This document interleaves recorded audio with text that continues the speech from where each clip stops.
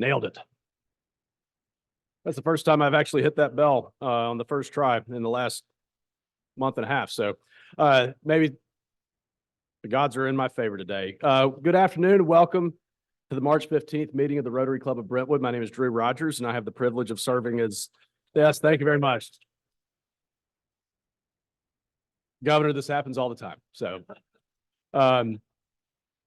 I should start off with saying War Eagle and welcome to the March 15th meeting of the Rotary Club of Brentwood. We've got a big day today, Governor, so we will get you to the basketball game if you ultimately get there at 2:30. We have, in case you didn't see your email this morning, we have made a little bit of a change in the agenda. Today, we are going to start with an invocation and the pledge and four-way test. Then Burt Bradford is going to introduce Governor Lee, our distinguished guest, and thank you for being here. And then we will have time to introduce our guests and any visiting Rotarians and make announcements after the governor makes his remarks. But he does need to be leaving the Martin Center by 12:45, and we want to be respectful of his time. And so that's why we're going to make an adjustment to our schedule this afternoon. So first, I'd like to welcome Rod Freeman to the podium to deliver our invocation, followed by Ray Little with the pledge and four-way test. Rod. Thank you. If you'll join me. Lord, we just thank you for this day that we can gather together as a Rotary Club and hopefully practice our motto of service above self. We're so thankful for all the things that you've given to each one of us individually and corporately. We ask special blessing on our leaders, in particular here in the state, and Governor Lee, and ask that you give them wisdom and discernment as they go about their business. And we just thank you for them. We ask a blessing on today. Look after each one of us. And we thank you for the food that we're about to enjoy. It's in Jesus' name we pray. Amen. If you will, please face the flag and say the pledge to the greatest nation in the world.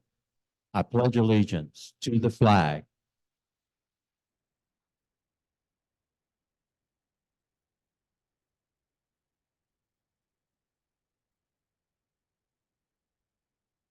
and now the four-way test of the things we think, say, and do first, second, third, fourth, fifth. Thank you, Rod, and thank you, Ray, for getting us started. You all may be seated. Like I said, we are going to make a slight change in our itinerary today. And so I would now like to ask Burt Bradford to come to the podium to introduce our speaker, Governor Bill Lee. Burt. Well, I was told not to touch this for some reason, so. But before we introduce the governor, I want to make sure he knew about Drew Rogers, one of his fellow alumni who was Albie the Tiger during his time at Auburn. And also Larry Kane, where are you? Drew Rogers. And Larry, where's Larry Kane? Raise your hand. Governor Larry Kane was a pitcher on the Auburn baseball team back in his day. And he holds the record for the fewest number of pitches thrown before being pulled off a mound. I think it was 2. Today, we're glad to have Governor Bill Lee. He's a 7th generation Tennessean, the 50th governor of Tennessee. He was raised in Franklin, where he still resides with his wife, Maria, and he's a proud father of 4 adult children and 10 grandchildren. After attending Williamson County Schools, Governor Lee attended Auburn University, where he studied mechanical engineering. After graduation, he returned home and joined the family business that was started in 1944 by his grandfather. Since becoming governor in 2019, Governor Lee focused on several priorities, including a strong workforce, quality education, economic development, public safety, and supporting families, and all the particular focus on an accelerated transformation in rural Tennessee. Under his leadership, Tennessee now has, and this is great, one of the fastest growing economy of all 50 states, with the lowest tax burden in the nation, top business climate, and a strong workforce strategy that have created more than 170,000 jobs for Tennesseans, generated over $32 billion in capital investment. Tennessee's unmatched business climate and skilled workforce continue to attract businesses from all over the country. Ford Motor, In-N-Out Burger, Oracle, and General Motors, and more. Additionally, under Governor Lee's leadership, Tennessee has passed the largest tax cut in state history, strengthen the career and technical training for the state of Tennessee. The governor, as we all know, and the first lady are strong people of faith. They're active in their faith-based communities. So if you'd welcome the 50th Governor, Bill Lee.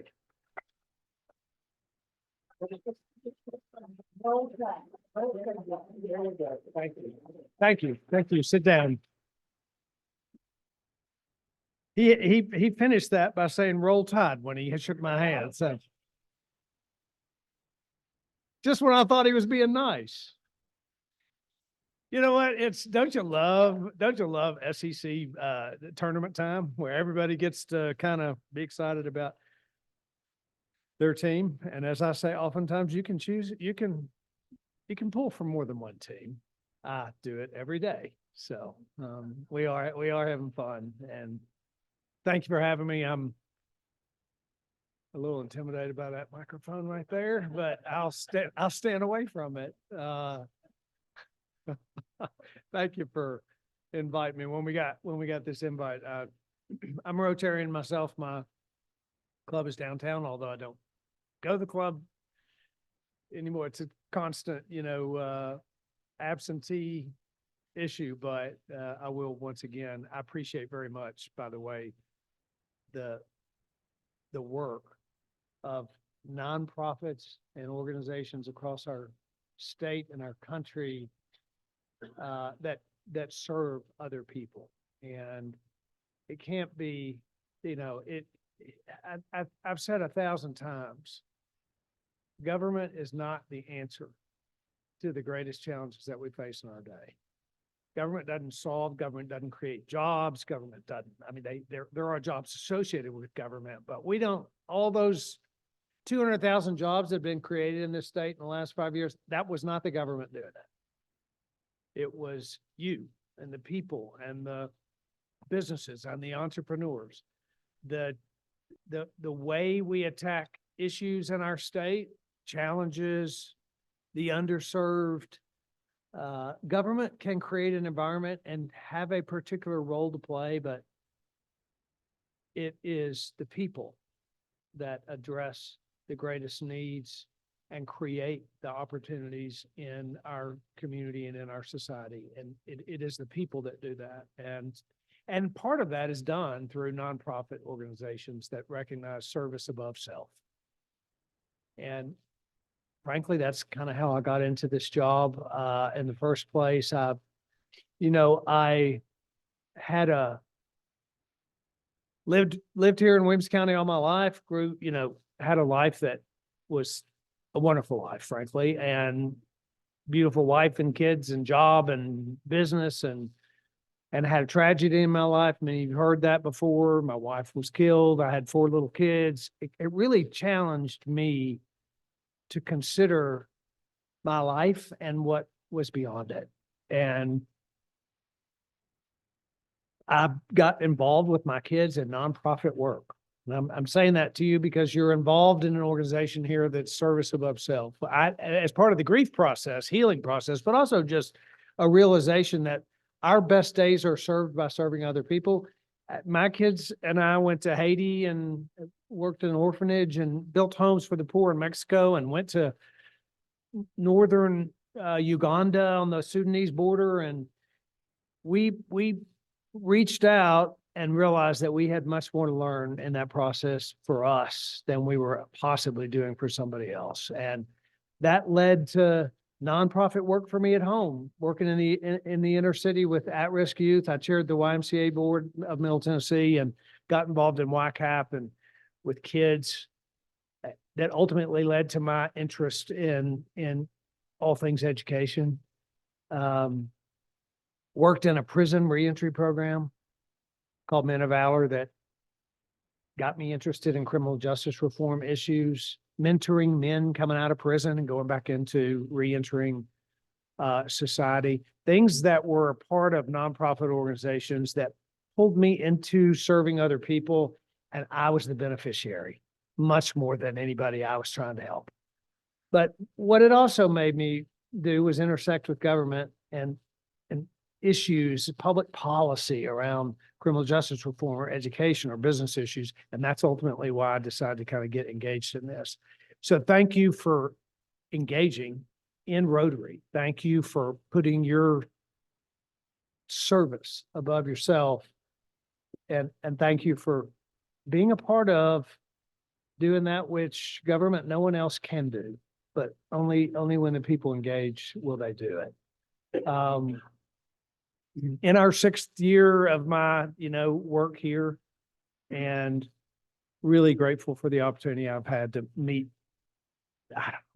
thousands, if not millions, of Tennesseans over the last 6 years and watch what's happening in communities across the state, and to be around the country, interact with governors from all across the country. I chair the Republican Governors Association, and I'm a member of the National Governors Association. So just last month in DC, there are probably 40 governors there together working on policy issues across the state and across the country. And we are the envy of a lot of states. I'll tell you that. I'm not saying because of what the state governments do it, just Tennessee is the envy of a lot of states for a lot of reasons. Some of them were listed off here. We do have, depending on the measurement, we have the first, second, or third fastest growing economy of all 50 states. That is an enviable position to be in as a state. We are the lowest tax per capita state, maybe the second, depending on which, again, lowest tax rate per capita of all 50 states in this country. Our people pay less in taxes as a percentage of personal income than people that live in any other state in this country. That's important to every single person, the amount of dollars that you pay in taxes. But at the same time, we have surplus in our because we've set up a system for many, many years in this state that is fiscally responsible. And we have the lowest debt per capita of any of the 50 states in this country. That combination allows us to be able to invest in things that the people of Tennessee count as important. We have the resources available to do it. And that's, part of the most important part of my job is to create a budget, deliver it to the legislature, have them approve that budget, and appropriate the funds to be spent on things that matter to you and to your families. And the first most important part in that whole process for me is remembering that it is not the state's money that we are appropriating, it's yours. It is taxpayer dollars that come to the state through revenue and are appropriated back to the people of Tennessee. As long as we can remember this is not our money, it's yours, then we're going to be more likely to make the right decisions, I believe, going forward. And there's the General Assembly and governors before me, and this state has been very fiscally responsible. And that's why we find ourselves in this unique spot. So when I ran for governor, I used to say people just want a good job and a good school for their kid in a safe neighborhood. That's what really matters to everybody. Maria and I would ride this old RV from one end of the state to the other, and we had a little deal where we would look at a mailbox and say to each other as we were contemplating our messaging and why we're doing this and wonder what matters to the people that live at that driveway or in that trailer or in that mansion or in that apartment or wonder what matters to them. And wonder what, if they could talk to me as a governor or as a guy who's running for governor, like what would they tell me is the most important thing to them? And that's how we have to continue to look at what we do every day in my office and working together with the legislature to get things done on behalf of making life better for every Tennessean. People want a good job and a good school for their kid in a safe neighborhood. I've talked a little bit about the economic environment we have that creates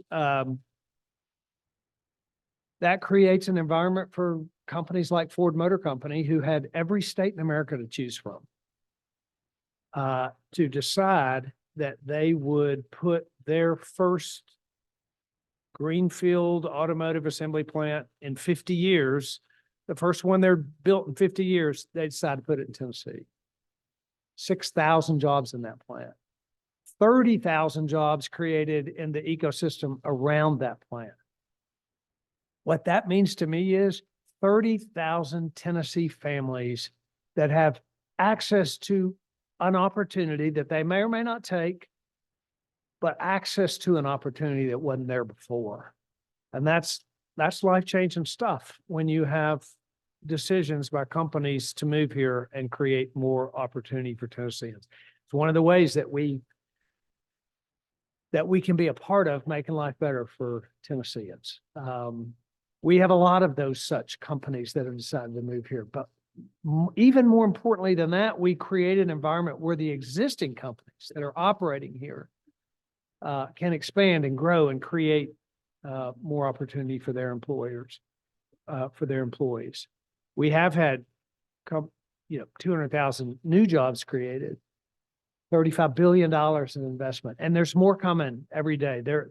We are talking to, and I meet with CEOs of major companies on a regular basis who have found this state attractive. And it's not companies, it's people too. I mean, there are people moving here in record numbers. That's because they look around and see an environment, I believe, and there's a reason they're coming here. You can't ignore the fact that we're one of the most moved to states in America. You have to ask yourself, why is that happening? And it's happening because of the environment that you have created in your community and in communities all across the state, that people see it. They can look at statistics, but then they see that community and the people and the way of life that exists here. And they decide, you know what, I got to make a change, and make a change by moving here. I was just reading the fact, I think they have a 5% state income tax in Massachusetts, and just passed an additional 4% for people that make $1 million and over. That excludes a lot of people, but there's a lot of people who suddenly have a 9% income tax. And for a lot of people, it tips the scale and they say, you know what, I can't take that anymore. I got to go somewhere. 10% of my income is a lot. And they look around the country and they see a place like Tennessee that doesn't have a state income tax and is the lowest tax per capita state in the country. And they make a decision to come here. So it's going to keep happening. That's a good thing, but it also creates tremendous opportunities for us going forward. It's why last year we passed something called the Transportation Modernization Act. You know why? Because these companies, these people, this economic activity creates a $30 billion backlog of highway, bridge, maintenance projects. U.S. Consumer ranked us as the #1 best roads in America just about 2 months ago. But we still got $30 billion worth of backlog. We have to stay ahead of it. I used to run a company where I told our customers, if you don't maintain what you have or keep up with it or stay ahead of it, it's going to cost you more in the end.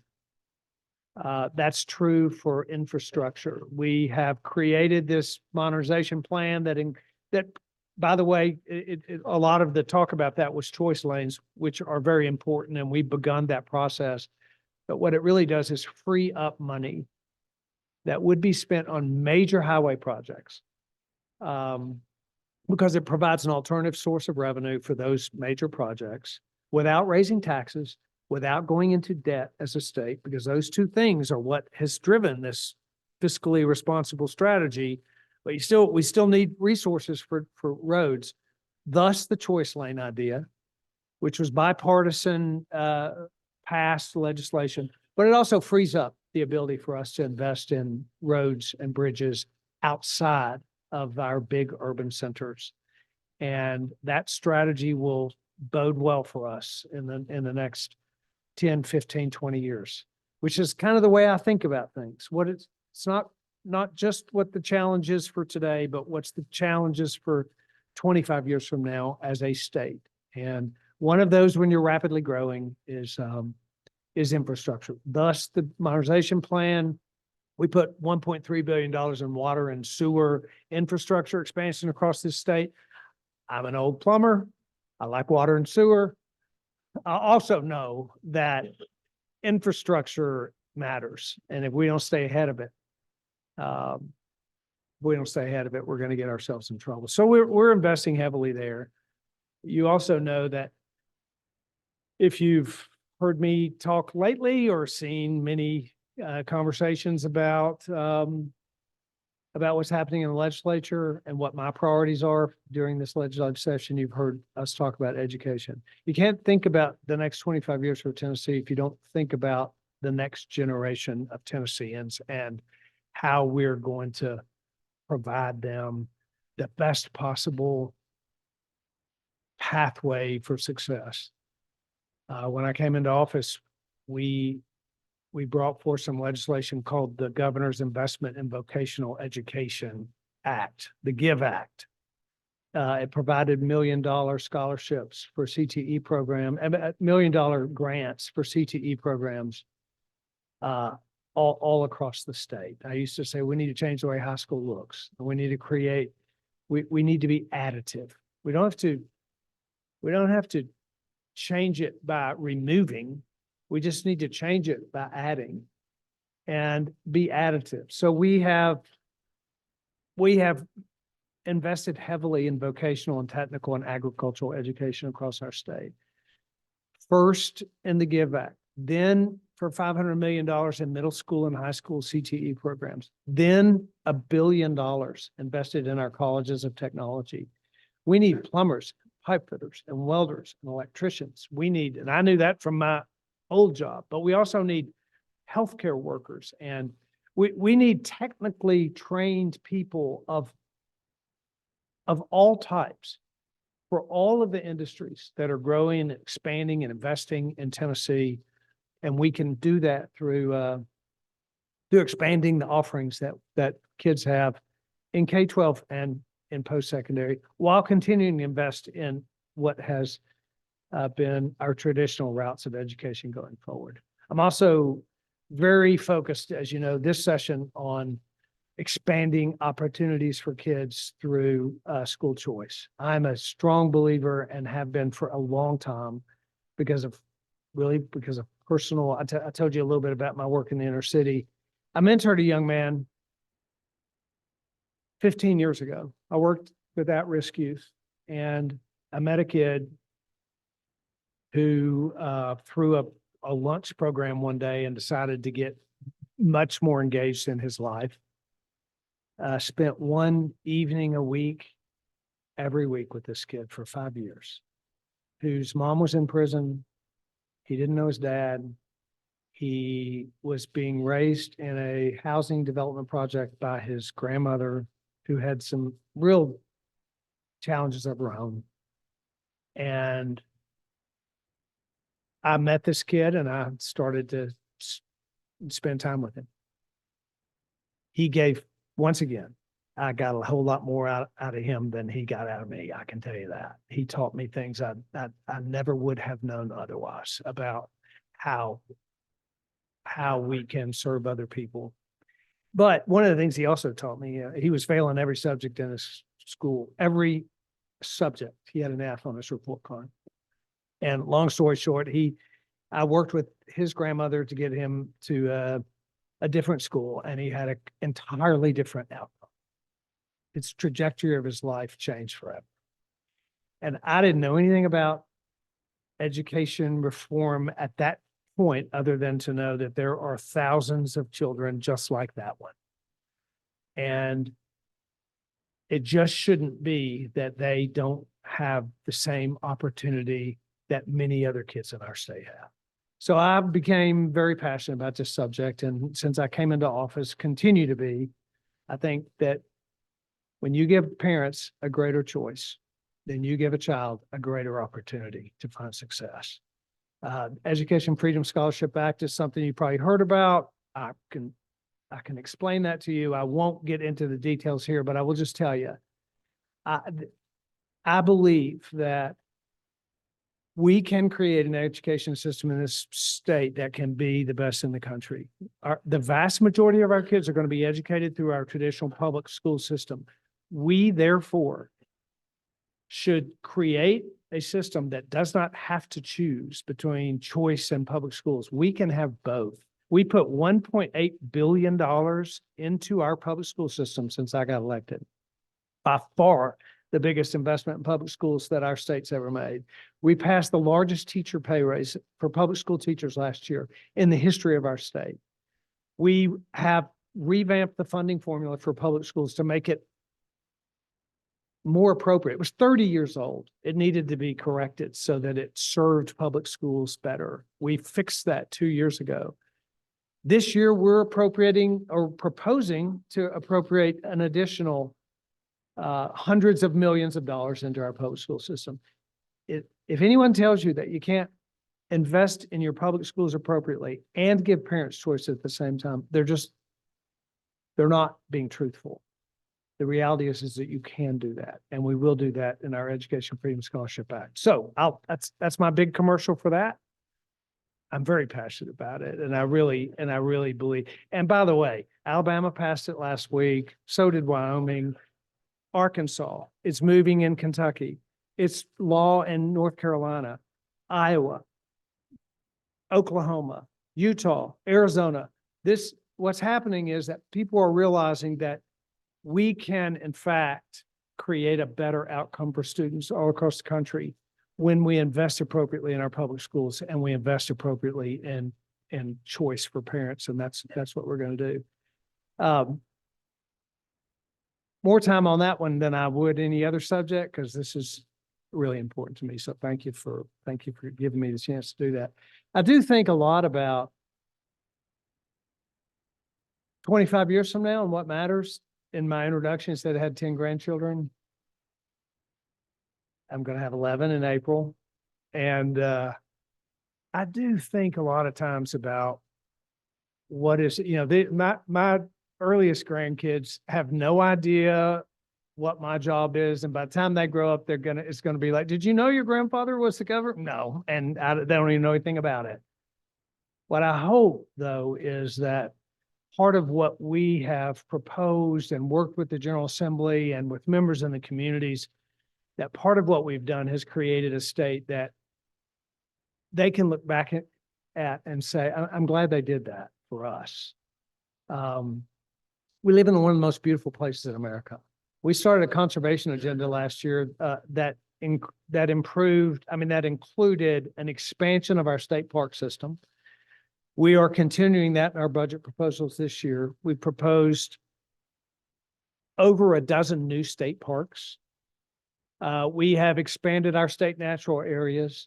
We are proposing developing a Blue Ways trail system that provides greater access to water. We're proposing clean water legislation that will improve the waters throughout our state.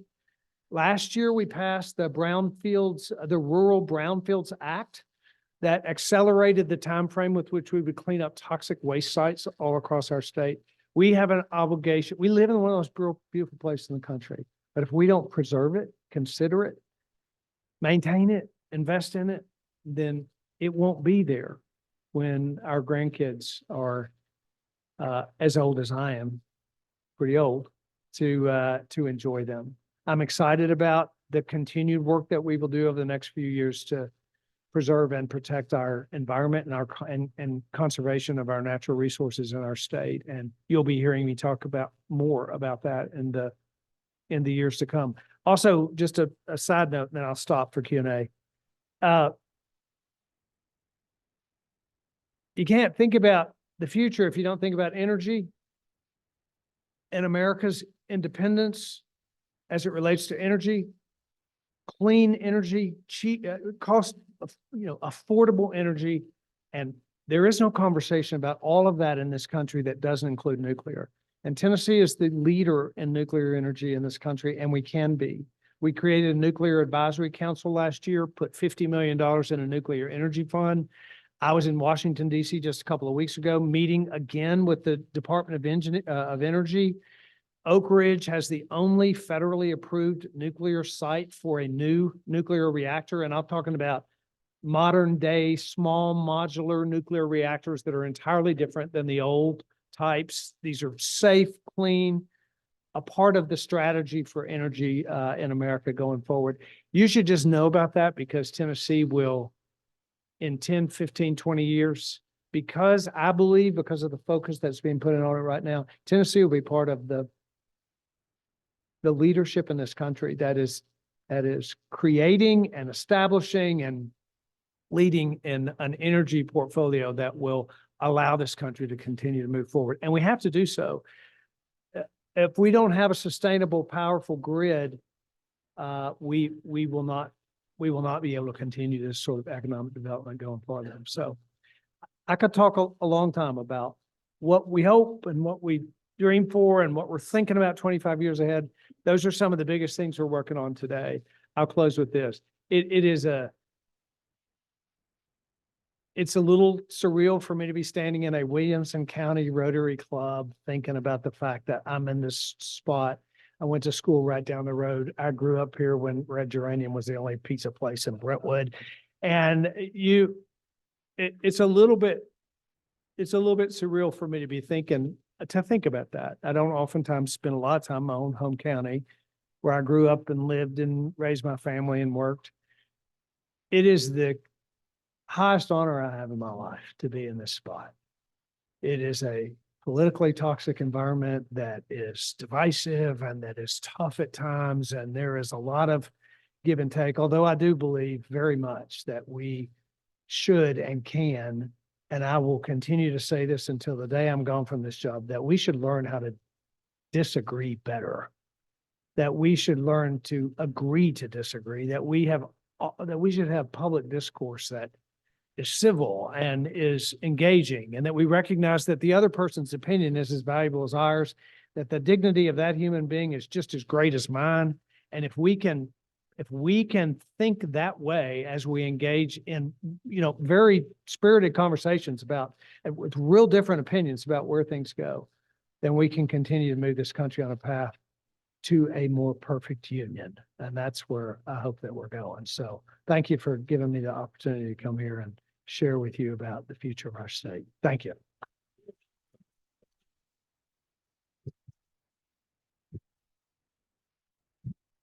Happy to take a question or two. Governor, as a lobbyist for a railroad, not for education, I certainly still hear in the hallways the hot topic is the voucher bill. And I was gonna ask you your motivation, but you covered that in your remarks. But I am curious to know why now? Like, why do you feel personally so motivated to get it done right now? I actually brought this legislation in 2019. My very first State of the State address, I'd been governor for a month, 2 months. And I said, I believe that we should have choice, and I believe that we should have it now. So for me, it's not about why now. It's about maybe now. Because I have believed for a long time that I believe for a long time that we should just give children an opportunity that they hadn't had otherwise. That legislation, as you know, passed in 19, but it was mired up in courts and was limited to 2 counties. It's now been expanded to 3. So there's been movement forward in providing opportunity for choice going forward. But I believe that it should not be limited. I think that all families should have access to that. And I think now what you're seeing is that in part because of COVID and what COVID brought to the surface in people's minds about understanding more about what their kids' education, where they're being taught, what they're being taught. The idea that parents should decide, not the government.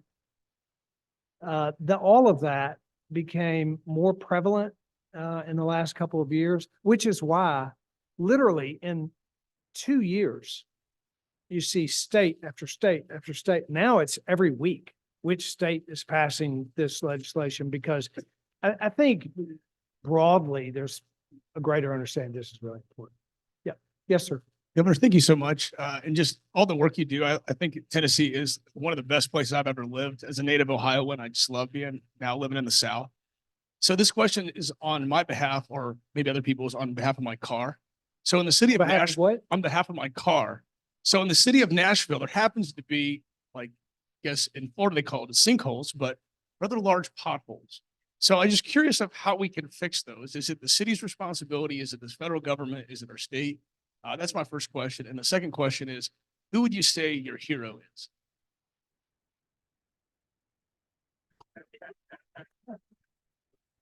Let's go with my hero first. My current hero is my wife. Yeah, people have a lot of heroes in their life, but I just watched my wife fight her way through a really serious cancer diagnosis. Probably half the people in this room have been close to something like that.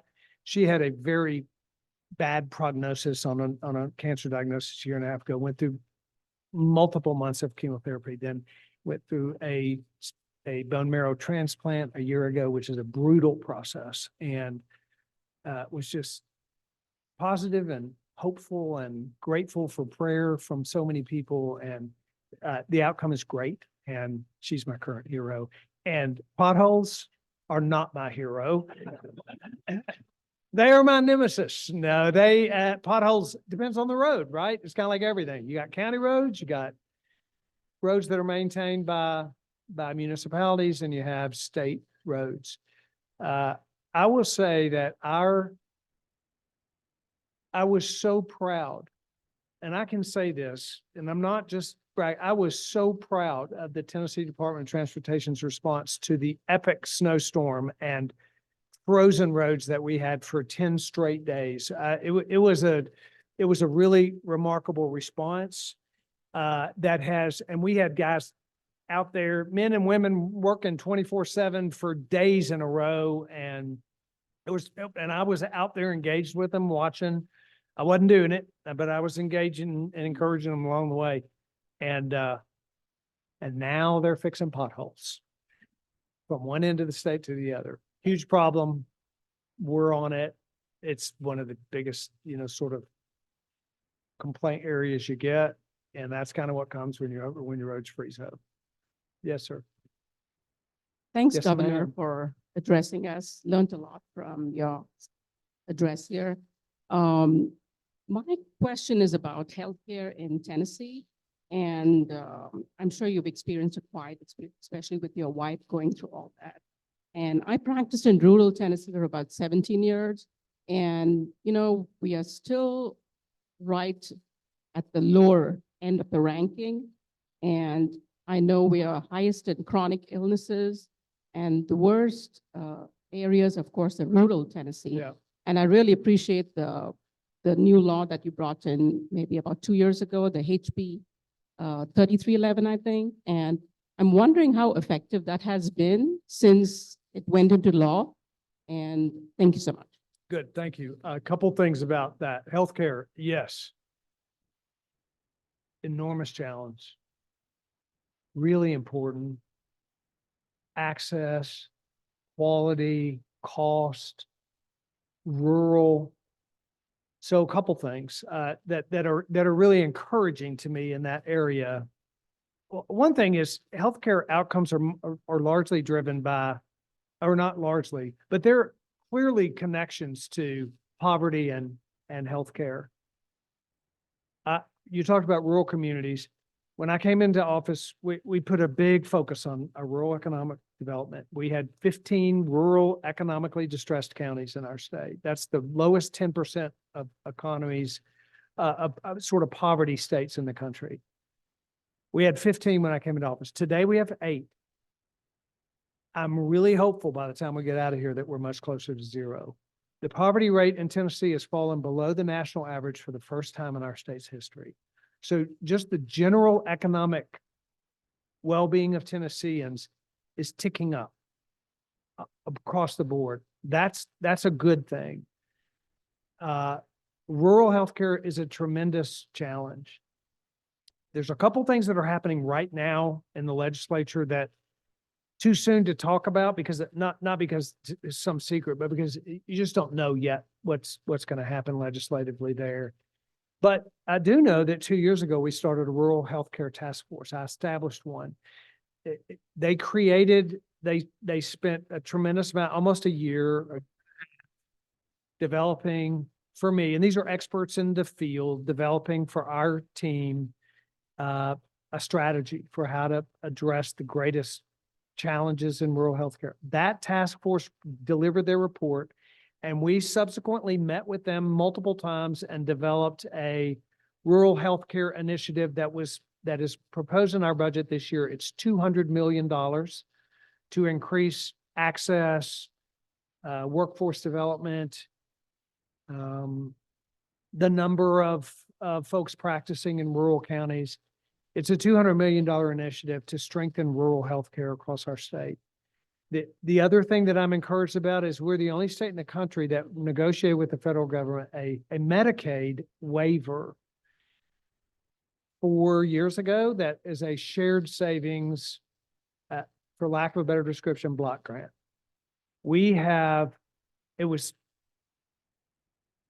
It has been highly effective. We have had shared savings of $200 and $300 million over the past 3 years that have allowed us to invest in, for example, postpartum care for Medicaid moms from 2 months to 12 months, dental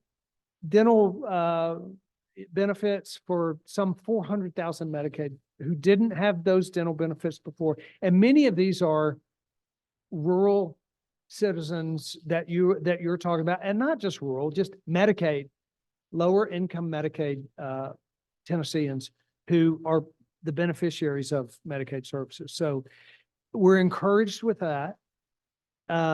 We have a long way to go. It's a very tough environment, and we are focused, investing, and very hopeful that the work from the last couple of years we'll start to really see results pay off. And again, we've got some proposals this year legislatively that could significantly impact what we do going forward on healthcare. Are we done?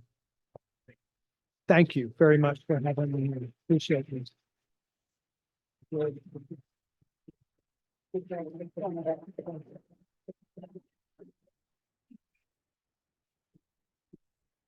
Thank you very, very much. Governor, I would ask before you do leave, and I know that you've got to be somewhere, we do have a gift for you. And we also ask for you to do something with that gift. So we are offering you a pen, and I suspect that your friends in the back of the room may want to inspect that before you actually do anything with it. But it is a pen that has our name on it, and will hopefully you will remember your time with us when you use it. But we would ask you to use it to sign this book that we read to Williamson County Elementary School students, and we'll tell them about the moment that you visited our club. That's awesome. I'll do that right back there in the back. Thank you very much, Thank Governor. you. Thank you.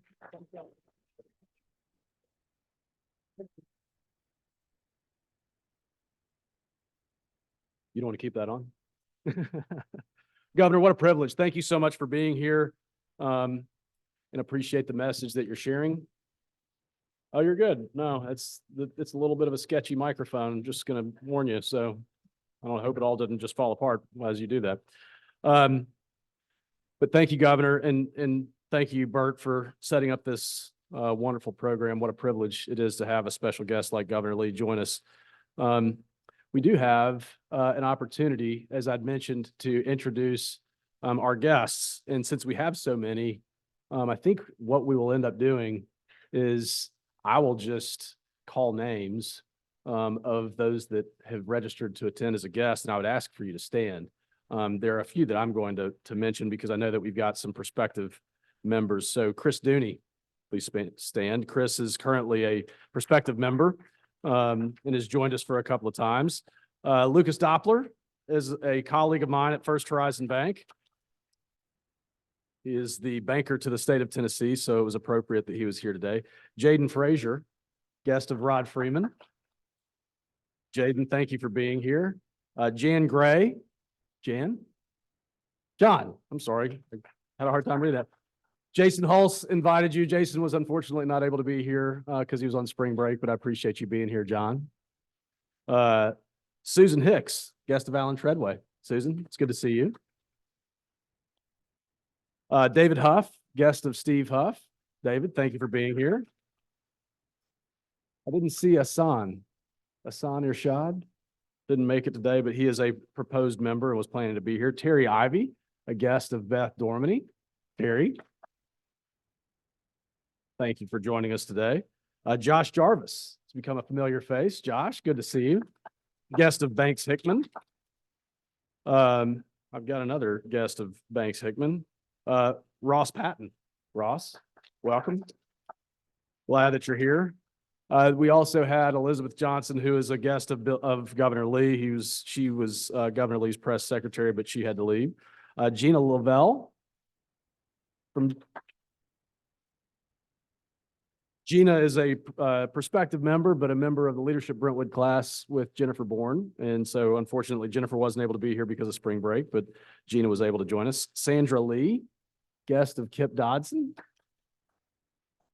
Sandra, thank you for being here. Mark Lobliner, I didn't see Mark here today. Wasn't able to make it. Oh, okay. Well, we missed Mark. Marty Latito. Marty, guest of Kip Dodson. Devin, do you have a guest? Okay. Well, said you did. Jerry McCullough, guest of Jim Villers. Jerry, thank you for being here. David Thompson. Did David not make it? He was also a guest of Jason Hulse. Mariette Thompson. Mariette, guest of Bob Thompson. Distinguished guest of Bob Thompson. Thank you for being here. And Robin Zimmer. Was Robin able to make it? I didn't see her. And then finally, Clay Marlin is Governor Lee's personal assistant. What an amazing program, and thank you all for being here. I hope that you've enjoyed your time with us. I hope that you found it informative and that you'll consider joining us again. We do have a few announcements that I'd like to make, and I'll make one on behalf of Jennifer Ruane and Jennifer Bourne, that we are holding our casino night at Andrews Jaguar Land Rover a week from tomorrow at 6:30 p.m. You should have an email that is that we try to make it as easy as possible to do this. You just basically have to click a couple of times and then put your credit card information in there.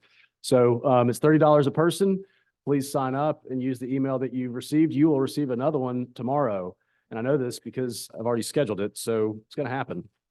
RILA applications due April 1st. So Rotary Youth Leadership Academy, if you have anybody that you think would be a good candidate for that, please give those applications to Sheila Cleveland. Pancake Day. Did you want to say something, Sarah? Come on. You want to talk about Pancake Day?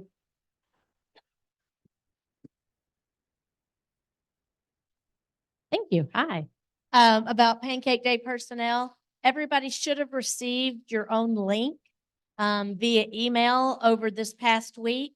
If you have not received a link, please contact me or Julie or Jordan so we can make sure that gets to you. We're trying a new way to sign up this year through DACDB. So I do have to thank the illustrious Susie Lindsay, because she came up with our sign-up sheet. Without her, we would still be back to paper.